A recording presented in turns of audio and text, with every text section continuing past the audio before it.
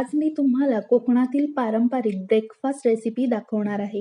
ही एक अतिशय सोपी रेसिपी आहे जी गव्हाच्या पिठापासून बनवली जाते. आज आपण घरातील उपलब्ध साहित्यात अगदी कमी घटकांपासून ही रेसिपी बनवणार आहोत. चला तर मग लगेचच पाहूया ठिकसणीचं मस्कत. नमस्कार, मी प्रणिता. किचन विथ प्रणितामध्ये तुम्हा सर्वांचं मनापासून खूप खूप स्वागत. सर्वात आधी इथे मी घरातील एका वाटीचा वापर करून 1 वाटी इतकं गव्हाचं पीठ घेतलेलं आहे. जे आपण नेहमी चपातीसाठी वापरतो त्याच पिठाचा आपल्याला वापर करायचा आहे. सोबतच 1 चमचा ओवा घालायचा आहे. ओवा इथे मी हातावर चुरून घेतलेला आहे. 1 चमचा जिरं, पाव चमचा हळद, 1 बारीक चिरलेली हिरवी मिरची आणि बारीक चिरलेली कोथिंबीर घालायची आहे.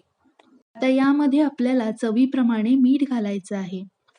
आता थोडं थोडं पाणी घालून आपल्याला हे मिश्रण व्यवस्थित मिसळून घ्यायचं आहे, जेणेकरून यामध्ये गुठळी राहणार नाही. ते आपल्याला मिश्रण थोडं सरसरीतच ठेवायचं आहे. आपलं बॅटर बनवून तयार आहे.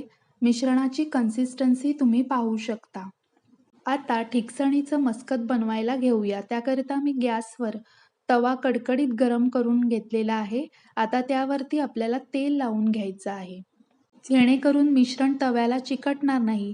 आता एखादं फुलपात्र घ्यायचं आहे किंवा पळीचा सुद्धा वापर करू शकता. मिश्रण आपल्याला तव्यावर गोलाकार पसरवून घ्यायचं आहे.